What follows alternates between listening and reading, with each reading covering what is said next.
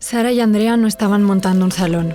Estaban desmontando la idea de que solo un tipo de pareja podía darse el sí quiero. Y es que en 30 años habéis desmontado mucho en este país.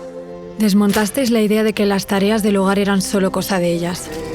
Se van por 860 caminos. Desmontasteis la creencia de que los pequeños gestos no podían ser algo enorme.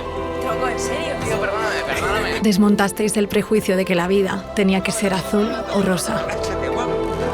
También habéis desmontado el mito de que solo puedes formar una familia si tienes pareja.